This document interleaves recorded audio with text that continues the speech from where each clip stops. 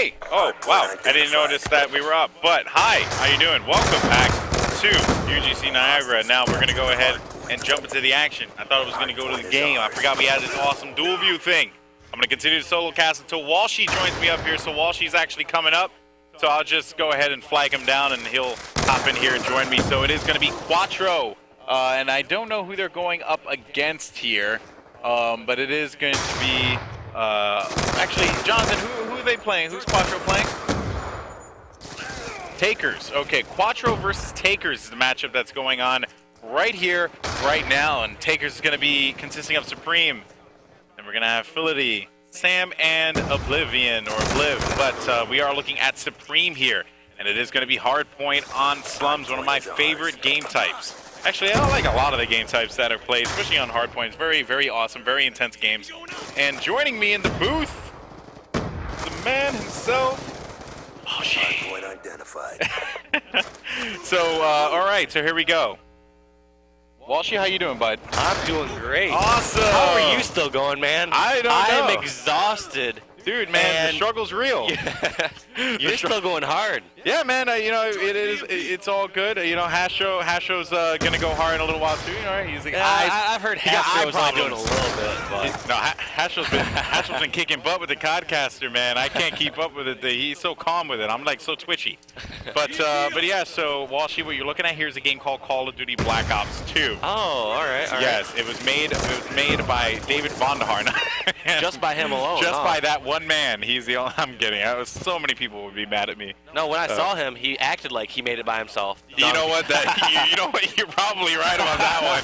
Oh man, but yeah, Von is the man. He really is. He really is. So what we're looking at right here is Quatro, which is Revan's team. I don't know if you're familiar with Revan. The name's familiar. I heard people mention him around. He's a caster / player. Yep. You know, more player than caster right now because he's playing for you know, a lot of good players out there. Okay. But yeah, so right now what we're looking at is Hardpoint. So this is our version of King of the Hill. Yes. Right. I'm familiar with Hardpoint. Yeah. And I do want to point it out because, you know, you had mentioned before that, you know, King of the Hill and the way that you guys play, it's a little bit more kill based, right? Yeah, it is, because I notice a lot of times it's more, all right, get those kills and you can push together and eventually close in on the point. Where on this one, my understanding is that you more so focused on the anchor spot, so you can block all the beneficial spawns, the most important ones, and you can literally have almost one person by himself hold that down and spawn his whole team over there. Yeah, exactly. And by the way, Revan just did an Ogre Twitch there. I just want to point that out. But yeah, yes, that is actually correct. So the Hardpoint, the purpose of it, the way that it is played, you want to embrace this anchor role, right? Which a lot of players, you know, it's a struggle for some players because that means that some anchors don't even get a lot of kills. You know, they oftentimes a little bit lower on the scoreboard. They're probably not building up a lot of streaks. It's an unseen statistic, though. It's one of those things where they got their team so many good spawns. The one kill that they did get led to so many more kills for the rest of the team. Exactly. That's why players like, you know, Parasite are considered some of the best anchors in the game because they can pretty much just play very, you know, very passive and at the same time be super effective for their team. So not a lot of anchors could do that, but we are looking at Revan here on the screen. Revan playing with the guys in Quatro today as he's actually heated up quite nicely. And he's playing, by the way, we didn't introduce the other team, Folsom. Everyone knows Folsom as a YouTuber / sniper. He sniped for Optic and Envy as well as FaZe. But now he's a part of the Dare organization, another YouTube sniping team, but he's focusing purely on competitive. Okay. So he made the transition from not even competitive sniping, just straight up trick shotting and no scopes and, you know, those kinds of things to competitive. He's playing with Sham, who is Folsom's partner in crime. They were a part of FaZe together, and Wolf, who is the captain of Quatro, the team that actually won the Euroland game. I'm sorry, I'm like my mind. Gamers Forgiving event. Yes. So just some fun facts, right? Awesome. Yeah. I believe Wolf and Quatro did end up winning that event. I was told so at UMG, but maybe you're. I forgot the team name that won it, so. Yeah, I know that they actually teamed with a girl, which Dream Crazy, I believe, is her name. Okay. A very talented player. But yeah, so in looking at the action here, Quatro's up right now, 141 to 53 here. Dominating this next hard point, the courtyard. They have full control of this, and it seems as if Takers just have no idea how to crack this hard point, which is very unfortunate. And Revan's so what exactly still are sitting on Takers that. doing wrong? Well, what it really seems like, they're really just not getting the kills. If we take a look at the scoreboard here, by the way, you can actually see Revan right now, he's 10-8, and while he maybe not the most glamorous stats in the world, he's 11-9 right now. Okay. You know, he's playing super effective. He has a Hellstorm and a Lightning Strike already in his possession, so that's going to be good for them. But what Taker's doing is, a lot of players oftentimes just focus too much on getting the kills and then getting the hill, right? Okay. But what you want to do is you want to get the kills around the hill, and like then get control, right? And the anchor positions, yeah. Okay. So that this way you get the beneficial spawns, and because everything's so fast. See, in Halo you have the regeneration, excuse me, the respawn delay. I'm like all over the respawn delay, but in Call of Duty it is instant. It is an instant, you know, spawn. So that is why getting the spawns is a little bit more important than it would be just straight up slaying. No, you know what I mean? That makes perfect sense. Yeah. So. And there also is the importance, like you're saying, of not only getting the crucial slays, but at some point you do just have to kill. If you get outslayed 2-1, it's very rare that you're going to end up winning the game. Like, you can be a bit more efficient with the objective, but only to a certain degree. Yeah, exactly. And we're looking at Revan now. He's going to be using his Lightning Strike, but look at his position, by the way. He was already set up to make an attack here at the Junkyard Hill, finding them at the bottom, getting a 3-piece as well. Great plays by Revan. His teammate Folsom ends up getting taken out behind, though. And here comes the Hellstorm. Revan with the control in the Junkyard. Now they're going to be spawning from the blue side, which is straight back, or straight where Revan is looking at. He ends up getting taken out by Oblivion there. Sham with the stop on Sam. And it seems like it is going to be back and forth, but Quatro will retain control. But that's what I was telling you about earlier when we was watching King of the Hill. I was surprised that when the hill moved, that's when players started to move. As opposed to, or maybe it was just those players. I don't know how this, I haven't seen like some of the best players. It's definitely in certain hill situations for that, but in this one I can definitely see that it is very important to get over there and get that anchor position as early as possible. Seeing how the spawn works, you do want to give up, you know, a few seconds. Who cares about the last few seconds on one of those hills? If you can get over there and get the first 10 to 20 seconds of the other one, that's setting it up correct at the hard point.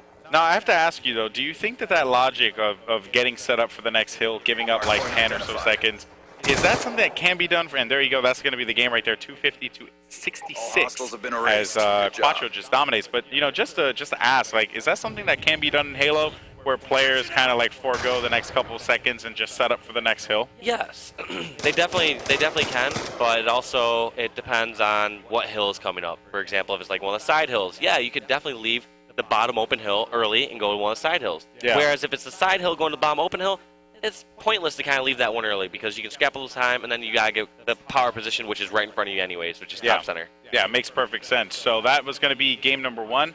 And it's good to see that dynamic, by the way, the banter of a Halo caster and a Call of Duty caster, and kind of like just merging the two together. It's actually a pretty cool thing. No, I like it because I think there's a lot of, obviously, people that are watching the stream that are, you know, either only Halo or only Call of Duty and have a lot of the exact same questions that you or I have. Yeah, no, and that is very true. So I don't know what the next game type is going to be here, but we'll probably just bring it up to our faces so you guys can see this amazing human being that is alongside.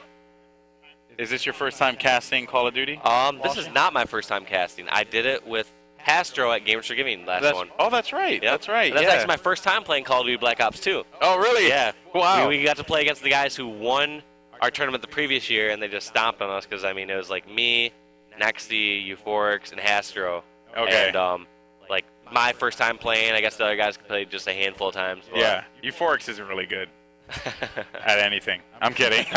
I'm just messing. Frank, you the man. Best NHL commentator NA. Yeah, and there aren't many. So he's definitely in the top. But yeah, no, but seriously though, guys, you know, this event's been awesome. I've had such a great time here, and we have another great matchup coming up between these two teams. I don't know who the winner of this goes on to face, but I do know that after this, we are going to have a great confrontation between Don't Envy that I'm really looking forward to. Is that going down tonight? That is going to go down tonight, if I'm correct. Yeah, that is going to be a big matchup for tonight. That's a 3K? Oh, yeah, that's right. Oh, yeah, I thought that match was for 3K. I was like, what? But yes, and just so you guys know, at 3,000 viewers, we will be giving away an Astro A40 mix amp and headset. So courtesy of our friends over at Astro Gaming. Big shout out to those guys for supporting us. Yeah. You know, actual headsets that pretty sweet speaker tags too. Yeah, that's right. Yeah, it's actually really sick. You can Or you could just rip them out too. That's the beauty of Astros. You know, you see the awesome UGC I look like an idiot now, like, hey, take off my headset. It's like, yeah, guys, look at this awesome headset. And I'm like, yeah, definitely. Here you go. But yeah, no, it really is cool. So, guys in the chat, what's going on? Please talk to us. Let us know what is the deal, Walshy. You and Hasher have pretty much just been like hunting the chat. Man, half the time the chat is a cheery place. Like, they're like, oh, great commentary, Walshy Golden by. Other half the time, someone says, Walshy looked like he got type 2 diabetes. So, we got a love-hate relationship with the chat, man. Love-hate relationship. Shout outs to that guy for being a D-bag, man. What a, I don't even want to say his name. That is hilarious. That is way too funny. I would, Walshy's in better shape than I am. I just want you to understand that. Okay? Walshy is in better shape than I am. I should probably have type 2 diabetes with how much pizza I ate today. My lord, I ate so much pizza. It is unreal. Dude, actually, the internet has helped me grow the thickest skin possible. It's kind of a bit ridiculous if you think about it. Like, we get thrashed so bad online. Like, I post up a YouTube video. I'm like, here's me donating a charity cart to the local hospital. People are like, go kill yourself, Walsh, you suck. And it's like, I'm like, all right, I can dish it back in the stream too. If Twitch chat's going that way, I can go that way. I'll fight fire with fire. I don't care. I respect that. I respect that very much. I've always been of the kill him with kindness approach. Oh, no, man. It's always been my thing. Give it back to him. Give it back. Give it back. Hit him with it. Yeah, I've always been more of a kill him with kindness thing. My strategy is like if they're really mean, I'm just like, oh, thank you so much. Your feedback is just the most amazing thing. I don't know how I would have lived without it. And then they respond and they're like, oh, wow, well, I'm sorry for being so mean. And it's like, oh, there you go, I just won. Yeah, dude, I'm more like, well, she looks like you got type 2 diabetes. I'm like, well, at least I didn't get hepatitis A from your sister or stuff like that. Like, I just dish right back, man. I don't really care. I don't even know why Red Bull sponsors me anymore, man. I say some things. I'm like, man, I would not sponsor me. This is ridiculous. Hasho's here saying some crazy stuff. You're here. I'm trying to keep the peace, even though forever Ben. Okay. It was the best thing. So Astro went and saw this the robotics contest that was going on in the back. Oh, dude. Yeah, the robotics stuff was. Yeah, all right. You guys talking about this earlier? Well, we were talking about the guy that the one robot bashed into the other one and bent the arm, and then I was like, oh, so it's forever bent. And then he was like, he just looked at me, he was like, there's so many things that were just wrong with what you said right there. And yeah, so that got hashtagged really quick. No, the funniest thing was we're talking to these guys. Like, first off, one of the robotics clubs here was, I guess, nationally ranked by this magazine as #1 in the world, which is insanely impressive, or #1 nation, one or the other. Either way, ridiculously impressive for a high school club. Yeah. And we're watching their robot just kick ass, like climb on top of this pyramid, shoot the frisbees, 100% accuracy, didn't have one miss. And then we're seeing the other robot from another club. I'm sorry if any of the guys from another club are watching this, but it goes up, shoots 4 frisbees, all of them hit the floor and hit the. Aww. And then you just. And I was like, I wasn't gonna say anything. Hats just dies laughing. He's like, see right there, that's the one that shot all 4 like that. And I'm like, man, these kids put their heart and soul in this robot, and Hastro's just laughing at it right in front of him, man. Hastro is a very mean guy. Hastro's a mean guy. Well, let's actually go ahead and hop into the action here, Jeff. Hopefully he is listening to, or you could just do the dual screen and just have Walshy talk the entire time. No, let's get some gameplay. Yeah, I don't know. Jeff is just sitting there like a lazy bum. So I'll throw this out there. I'm just messing with you. He looks at me from over here, and he's like, why are you talking crap for, dude? Like, that is so mean. No, seriously, Jeff, bring us to the game. No. There we go, Jeff. And we missed the first round of Search and Destroy, man. Jeff, oh my God, Jeff, that is it. Did we miss the first round of Search? What do you have to say for yourself? That's exactly what I thought. Nothing. No, but yeah, so that is pretty much going to be the end of the first round there of play. It is going to be Search and Destroy on Express. Very, very fast-paced Search and Destroy map. And we have just been on a roll today, folks. Hopefully you all are enjoying it. But yeah, so let's actually stay with Folsom. He's actually using an M8A1 with stock, just stock. no red dot, which is something that we're very accustomed to seeing, but that it is because he's using overkill and he has the DSR with the ballistic CPU on it as well. So he has to kind of forego a few attachments because when you use when you can use overkill, it's called a wildcard perk. And wildcard perks basically take up two slots. Yeah, it takes up 2 slots. So that means that, you know, besides taking out one other slot, it takes a second. So he's kind of limited. But even then, though, I actually really do like the M8 without a red dot. I don't see a lot of players using it, but it is pretty cool. So looking at the action here, we are going to be on board with Wolf, as Wolf has that B-23R. Waiting to see if anyone's going to come through. If we take a look at this camera here, you see Wolf not finding anyone, but Oblivion. They have to know where they're going right now. You saw them all close in, realizing that B was safe. Oh, man, and Supreme actually ended up taking out Wolf on that one. Last one's going to be Revan. Let's see what he could do here, as he's going to find someone but Phility with that shotgun. Dirty. Let's go ahead and check out the final kill cam for that one. Phility checked up the top bridge, knew that no one was there, then turned around to the side, and then saw him. Peekaboo, shotgun in my pocket, caught him in the chest. End of that one. So I've noticed shotgun. All right, what's the map with the ship? Hijack. Hijack. So I've noticed that being very prevalent on Hijack. Yeah, it was so much to the point that it's not even played anymore. No. Yeah. And what ended up happening was was kind of being game breaking to a degree for it. Yeah, it was also level? because of the way the hard point was organized on that map. Okay. Right. So you had. Oh, I remember like the bottom. The bottom was just that one room, right? But they reorganized it so that now it is the entire bottom portion of the ship. Okay. Like from ladder to ladder, including the middle area as well. And I actually like it a lot. Like me and Hasha were talking about it during the break, and we were saying how we actually really do enjoy the new hardpoint, you know, for hijack setup. It's really nice and it's pretty fun to play. But yeah, looking at this one, Folsom's able to pick up a kill there on Sam. Revan with the stop on Supreme, and Sham taking out Oblivion there. 2-1 in the count here. Round number 4 of play coming up next, as Quatro looking very dominant here in this best of 3. They're up right now 1-0. Sham, final kill cam. Great clean shots, and you see usually people use the M8 with a red dot. A little bit of an accuracy boost there, but it seems like Folsom felt pretty confident with that iron sights, the iron sight M8. But we're gonna jump on over to the attacking team and see what's going on over with those guys. Is there any side that you would consider favored here on Express, like as far as attacking or defending side, or do you think it's fairly equal? I think it's fairly equal. I mean, we see, you know, offense and defense. Offense and defense, winning from time to time. It is pretty equal. It's just the side of which that players tend to go more. See, more players decide that they want to go over to the A-bomb site more so than the B-bomb site, which is actually like where Phility is. If people push there much faster, correct me if I'm wrong, but it seems like if they are going to go B, they do some sort of rush, and it's obviously a huge gamble because at that point, when you have top players go against each other, it's, you know, that one split second, whoever gets that first kill gets that great grenade. Yeah, you're right, and that is the thing. Like in this one, both teams kind of make it over to the B-bomb site very quickly. Yeah. So you'll oftentimes see a round ending very fast, and there's your final kill cam. Folsom with the stop there. Phility could not get that shot with the shotgun. Very uncustomary of that weapon. He also had the laser sight attachment on it as well, which gives him added hipfire ability. Just could not seem to take out Folsom on that one. But yeah, so just going back to what you're talking about, you can actually see here that they're going to be going for a B push. They're going to be rushing straight over, right? Then they're going to encounter some people over here at the staircase. There you see Folsom taking out one, taking out a second as well. Folsom just absolutely dominating there. He is able to get that RC car in his possession, and the bomb could potentially be going down at any point in time here. If I was Quatro, I definitely would do that. It is going to be a 1v4. Sam's going to be the last one left alive over here with that MSMC in hand. Let's see what he could do.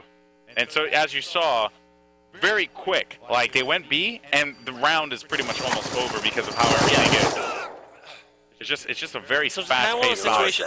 But it's not over yet. B isn't contested right away. Defending side is at such an advantage that you're almost forced to go A after that. Would you almost say that, or no? Oh, yeah. Well, so basically, like, usually your approach would be you're going to stack a couple guys going into that B direction, and then from there, you're going to be able to at least pick off one or two people. And if not, you know, you might lose your bomb guys, so then that's when you got to play a little coy and, I guess, sneak around the map a little bit. So sometimes that does happen, but looking here at Folsom waiting to see if anyone's going to come around that blue hall, looking down at the train as well, finding one. He's going to put down some shots. His teammate should be there for the pickup. That is going to be Sham. So Sham is waiting to see if anyone creeps through. He found one, and here comes the nade. He might be able to hit that one. Oh, just short. And the bomb seems like it is going to go down any second. Charges set. Very good placement of the bomb there. Sham, knowing that his teammate was going to be coming up watching his back. He is going to get picked off by a sniper from Supreme. Let's go ahead and jump on board with Supreme here, as he has that MSFC with a quick shot. Finding someone at the bottom of the train there. Can't close out those shots. They really do need this win, Walshy, because if they don't, and oh man, that was real close. Good job. They finally get that round win. 4-2 into count here. Round 7 coming up next. Pretty good play. Pretty good play by Validity here. Yeah, I'm still just kind of soaking it in because it's so hard for me to understand all the exact situations going on. I mean, it's so easy for me at least to follow search and destroy because I can follow the numbers. I can see, all right, they have a 4-on-2 here. Obviously, they can play it slow, or obviously when you have numbers, stick together. And eliminate the objective. Well, that's the thing. The way it usually works is, at the beginning of the round, you're usually going to pick a side, right? You're going to pick a side of where you're going to attack, but then you gotta, I guess, answer back depending on like what you're being met with. So you see where Wolf is actually pushing through. There's a couple players that like to rush that same area on defense, and they like to rush it with a shotgun. And because they rush it with that shotgun, they just create so many problems because it's so easy to get the shots off. Like you're basically fighting a shotgun in a closed space. This is not the most ideal of situations. Yes. So that is the reason why, like, you'll see different kinds of plays going on. It all depends on like what's being ran with. Folsom takes out Supreme, by the way, and actually Oblivion takes out one as well. That was actually going to be Sham. Just like that, Wolf dropping another one. So good plays by Wolf and his team. It is going to be up to the last player, Sam, left alive here for Takers. Bomb is going to be down as well, and he doesn't have many options. Goes for the pickup and gets taken out. And for the most part, unless you have a kill streak growing, is it always worth it to at least make an attempt? I mean, if you don't try to get the disarm, you're not going to get it. Or is it almost worth it, like, all right, we don't want to risk them getting any more kill streaks? Yeah, so, in this situation, Sam, certainly could have at least taken out one and maybe, went for a defuse and lured someone out. There are ways that you do need to play it, granted, but sometimes the way people usually play is they just go for the win. Like if they can take out the two players or another player. Great shot from Folsom, by the way, as he takes out Supreme Rev and drops Oblivion on that one. Now it's going to be a 4v2. But yeah, so if usually they will go for the win. I mean, that's just that's the situation. Unless you're playing for streaks, then you just kind of stay alive and hope to God that nothing comes of it. You don't get taken out. But that is going to be the game there. Sam gets taken out by Wolf. And that will be the end of that matchup between these two teams. Quatro just dominated Takers in that match. Very good plays, but you know what? It was Quatro's a team of well-respected and very talented players. Takers definitely had their match. I guess they had a challenge in front of them, and it was very difficult to overcome it. Yeah. So, do you know what round that was exactly? I believe that was round 3. I believe that was winners round 3. So Takers is not eliminated from the tournament just yet. They are going to be moving down to the losers bracket where they can, potentially make some noise and come back into the top 4. There's plenty of opportunities. Yeah. Both solid squads. I'm really excited. From my understanding, is our next match what I think it is? I think it is. I think our next match might be Envy versus Donut Shop, but we do have another match that's actually going on right now. Yeah. And you know what? I think we should just go ahead and hop on board to it. I don't know the two teams who are playing, but it is going to be Capture the Flag on standoff, and I'll go ahead and find out who are the two teams playing. But we're just going to hop in the middle of the game and see what's going on, right? Yeah, might as well commentate that until we get the other matchup up here. So this way we don't have any downtime, And guys, let Walsh know how he's doing commentating. Don't be shy. Don't be shy. You can tell him he sucks. I'm just messing with you. Let me see what the chat's saying, man. Nah, you're the best. You're the best. All right, so here we go. We are actually going to be in a game here. It is going to be Thrive, and they're going to be going up against, I don't know who it is, but I'm going to call them SF or SP. So Thrive versus SP is the matchup that we're looking at here. Another losers bracket winners bracket round 3 matchup. And it is going to be 3-0 here. 2-2 round, second round. I'm sorry. Thrive currently up right now, and they're just dominating this game. We take a look at the scoreboard here. Slumber 19-7. Great stop there for Envious. Those he's able to go for another pull here, and he's going to find a player right in front of him. But he's going to go for that fake out and try and see if he can actually lure him. Great run, I must say. Although that player dropped all the way back, and now he's going to be coming around to him. And, ooh, Envious ends up getting taken out on that one, so the flag is going to go back, and that could be a cap here for the other team. Yes, it is. Prime and his team, SP, putting one on the board right now. Very, very good plays. They have plenty of time to work with here. You can actually cap a flag in about 15 to 20 seconds, depending on the route. Okay. So there's still plenty of opportunity, just a matter of making that play happen. Now, is it a combination of obviously getting the kills, but forcing them to get in the spawn in certain areas so you actually have a good run, or what's the best way to go about it? Well, usually what it is that you're going to want to push aside, right? Okay. You're going to want to push aside and commit to it. So you can actually see right here that, you know, Kenny and company are pushing up on the store side, and then they're hoping to pull it by tractors. So that's going to be the approach that they're taking here. I'm looking, and actually Terrify has the flag. No one has the flag for the SP squad. But where actually is Terrify? See, so Terrify actually took the flag right through the middle, and, you know, because of the fact that SP was so pushed up on their base, they were able to actually take out a couple of them in that one, and thus be able to come up with that win. So 4-1 in the count here as Terrify, Team Thrive, I should say, looking very good. I don't know if they're up by 1 or, you know, if it's 1-1 in the series, because I haven't even seen CTF on standoff yet. Okay. It's been largely, you know, just search and destroy, and then a couple hardpoint games. But yeah, so, and looking here, by the way, Envious and Mech sitting with a 5 score streak for Mech and a 4 score streak for Envious. So they are clearly in control here in this matchup. And we're actually going to go and jump on board here with Slumber, because Slumber has that flag now. He pulled it, and he is going to be taking it over through. He's going to see if he can make his own cutoffs. And that's usually what happens. So it's all about spawn prediction, right? Well, that's the large thing about that. That's the big thing about this game: spawn prediction. Where they're going to be coming from, how we're going to react to the situation, how we're going to push them back. Those are the kinds of things that Call of Duty really boils down to. And then from there, you got to come up big with the wins. Yeah, and I'm assuming similar to Halo, it's not really as random as some people think it is. Some people are like, oh, well, you didn't see them spawn there, so how do you know? And a lot of times it's knowledge of the game, knowing what spawns you're blocking. Yeah. Process of elimination, knowing where they're not at. And, you know, all that information just basically tells you know they have to be coming here. Yeah, and you know what? That is the thing. It is a matter of process of elimination.